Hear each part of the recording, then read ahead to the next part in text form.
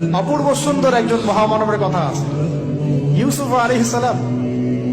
আমরা সূরা ইউসুফ পড়তে শিখি নাই এখনো।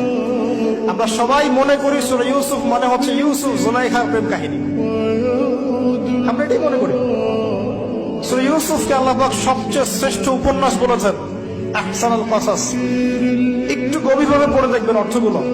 এটা ইউসুফ জুলাইখার প্রেম কাহিনী নয়, এটা ইউসুফ আলাইহিস সালামের সাথে তার বাবার মহব্বতের কাহিনী।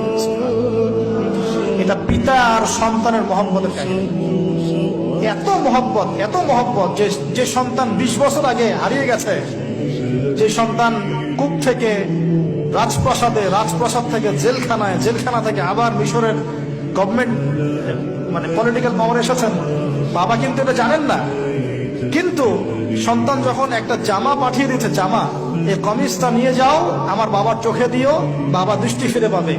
ওই কমিজ নিয়ে যখন কিছু মানুষ আসছে তার বাসার সামনে, তিনি বলছেন, ইন্নী লাআজিদু রিহা ইউসুফ, আমি আল্লাহর কসম ইউসুফের গন্ধ পাচ্ছি। এটা মারা বুঝতে পারবেন, সন্তানের গন্ধ পাওয়া যায়। বাবারা বুঝবো, সন্তান মায়েদের আমাদের ছেলে মেয়েদের গন্ধ আমরা বুঝি, এটা আমার ছেলের গন্ধ, এটা মেয়ের গন্ধ। ইউসুফ আলাইহিস সালামের কামিজ আসছে 1200 মাইল দূর থেকে, আরো বেশি বা কম হবে, আর এখানে তার বাবা গন্ধ পাচ্ছেন। মোহাম্মত, এই কথাটা, এই আয়াতটা আসলেই চোখ দিয়ে পানি বের হয়ে যাবে। ইন্নী লাআজিদু রিহা ইউসুফ, আমি ইউসুফের গন্ধ পাচ্ছি। আর মানুষ বলছে, আপনি পাগল হয়ে গেছেন, কতদিন আগে ইউসুফ চলে গেল, আপনি ইউসুফের কথা বলতে বলতে বলতে বলতে চোখ বন্ধ করে ফেললেন কাঁদতে কাঁদতে, এখন বলছেন ইউসুফের গন্ধ পাচ্ছেন। সুবহানাল্লাহ। তো সূরা ইউসুফ পিতা আর সন্তানের প্রেম কাহিনী, মহব্বতের কাহিনী, ট্র্যাজেডি লাইফের। ভাইদের ষড়যন্ত্রে চলে গেলেন কূপে, কূপ থেকে রাজপ্রাসাদে, রাজপ্রাসাদ থেকে জেলখানায়। জেনার আহ্বান করছে তাকে, তিনি বলছেন, মাআযাল্লাহ, আমি আল্লাহর কাছে আশ্রয় প্রার্থনা করছি।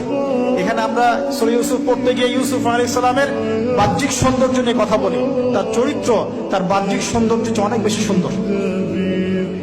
সূরা ইউসুফ আলাইহিস সালামের এই যে জেনা থেকে মুক্ত থাকার শিক্ষা, এটা যদি আমাদের যুব সমাজ নিতে পারে, ইনশাআল্লাহ অর্ধেক কাজ হয়ে যাবে ইনশাআল্লাহ।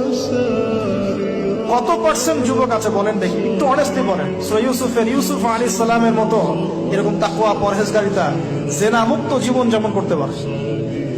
আমরা তো আরো ইচ্ছা করে প্রেম করি, অ্যাফেয়ার করি, রেপ করি, এই করি সেই করি। আর তাকে অফার করা হচ্ছে সম্ভ্রান্ত পরিবারের একজন রাজার স্ত্রী।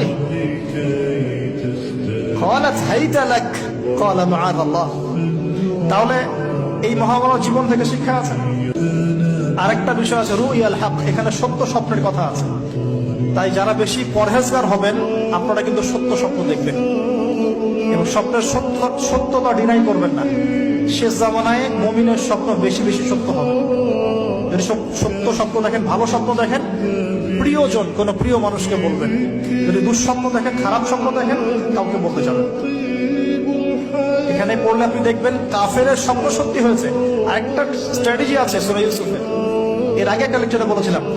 ইউসুফ আলাইহিস সালাম এমন অর্থনৈতিক পরিকল্পনা গ্রহণ করেছিলেন, যার ফলশ্রুতিতে মিশরের লক্ষ লক্ষ মানুষ দুর্ভিক্ষ থেকে বেঁচে গেছে। মানে এখনকার আমাদের পারিবারিক ক্ষেত্রেই হোক, সোশ্যাল বা ওয়ার্ল্ড অ্যাফেয়ার্সই হোক, ওই ইকোনমিক পলিসি যদি লঞ্চ করা যায়, ইনশাআল্লাহ তাআলা দেখবেন জনগণ না খেয়ে মরবে না। এই কথাটা আমি সবাইকে বোঝাতে পারি, বাংলাদেশের মানুষকে বোঝাতে পারি না। কারণ ইউসুফ আলাইহিস সালাম এখানে 7 বছর মেয়াদি একটা পরিকল্পনা নিয়েছেন। অপচয় করো না, যতটুকুতে কাজ হয়ে যায় এতটুকু ব্যবহার করো, বাকিটা সেভ করো। দুর্ভিক্ষ সামনে আসছে, তখন ইনশাআল্লাহ বেঁচে যাবে তখন। তাহলে সূরা ইউসুফ থেকে আমরা শিখলাম কি? রুইয়াল হক, সত্য স্বপ্ন, ক্যারেক্টার। আমরা শিখলাম এখানে চরিত্র পবিত্র রাখার ব্যাপার, শিখলাম পারিবারিক বাবা সন্তানের মহব্বত। এক্সট্রাঅর্ডিনারি মুসলিম হতে হলে এগুলো দরকার আছে।